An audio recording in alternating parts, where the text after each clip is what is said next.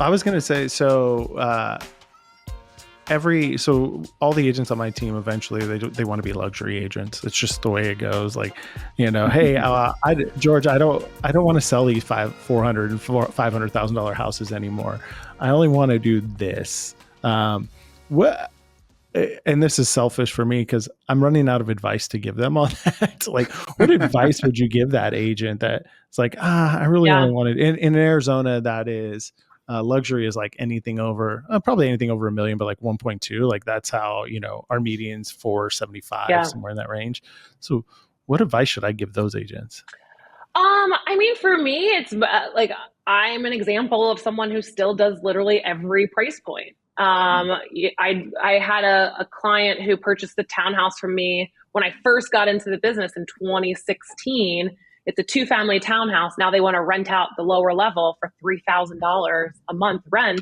And I'm like, they're like, we know you're like a big deal now and you do these luxury high-end things. Like, would you? And I was like, I do every price. First of all, I would do it if I was just me, but I also have a team that can help do this because those small deals can turn into a bigger deal. That tenant who walks in to rent a $3,000 place can turn around next year and buy something. So I think it's just always having the outlook that these smaller deals can turn into something larger. These smaller deals can, put you in touch with someone else as a referral. Like, you just never know. I've done so many small deals that then they're like, oh, well, you did this deal. I also have a referral for like a $2 million property. Like, that's the cool thing about real estate. You just never know. And for me, I don't ever like turning down business. Business is business. Money is money. But I have agents who, same thing. They're like, oh, we only want to do luxury. I'm like, what does that even? What does that mean? What does that mean? I'm like, of course, I want to just do luxury too. But like, everyone needs a place to live. Everyone can turn into something larger. So I think just having that expectation that you just never know. This episode is sponsored by Follow Up Boss. And I know you, Justin, and Lindsay both know that I made the switch about a year ago to Follow Up Boss from being in one CRM for the last 13 years. I read a stat the other day that 32 of the top 50 teams in the United States use Follow Up Boss already. So, I mean, I guess the proof's in the pudding there. So whether you have a super team like George or a mini team like me, Follow Up Boss makes it super easy for teams of all sizes to get organized, stay on top of their leads and spheres with less effort, and improve overall performance so you can scale your business. And thanks to FUB, all of our listeners can double their free trial and get a full 30 days to see how Follow Up Boss can level up your business. And there's no contract necessary, no credit cards required, completely free to give it a go. So visit followupboss.com/inspection period for more details. And thanks, Follow Up Boss, for making this possible. I think I could really back then, continuously building your database becomes important because you don't know. Yes.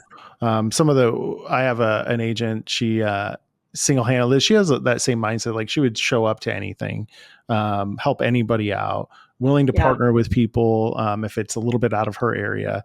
She did I think 76 solo deals. It was a couple of years ago. But she had there was a lead that was a $300,000 land deal, right? What would you want? Sometimes they're easy, but it can be a pain in the booty. That one person turned into 5 commercial deals that, each commercial deal was over $1 million. I think there was a couple $1 million one in there. And so the lead that got passed through 10 people that looked at it and go, I don't want to take this one. I don't want to take this one. And it turns into something cool because you're willing to have a conversation with just about anybody and see if you can serve them. Right. Yeah. And that's what the other thing that strikes me, I wrote down here, is servant, you're a servant leader, and you servant to your clients too. And sometimes those ones can be the most fulfilling clients too at the end of the day. For sure. Right. For sure. I just think people appreciate that. And I think it's you just told that story. So telling your team these stories, because they're like, that's not going to happen to me. That's not going to happen. And then I'm like, these things really happen. You really never know. I would hate to turn down any business. I don't think anyone should be in the mindset to just be like, oh, I'm too good for that. I don't now. do those. We do hear that quite a bit. I know. Yeah. I've heard from some luxury agents in the past that networking is a big part of really breaking into those environments. Do you have any tricks of the trade that you're willing to share for networking in those environments? Yeah. I mean, I think just putting yourself out there in networking in general.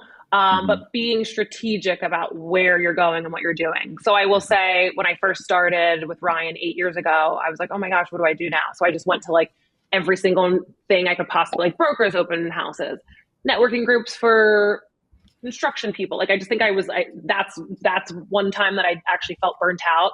I was literally going to like random networking events every night, handing out my business cards and then just leaving. And like, no one followed up. I didn't follow up with anyone. Like, there was nothing was happening from it. So I think finding something that you enjoy doing and using like networking around that in some way. Like for me, I love working out.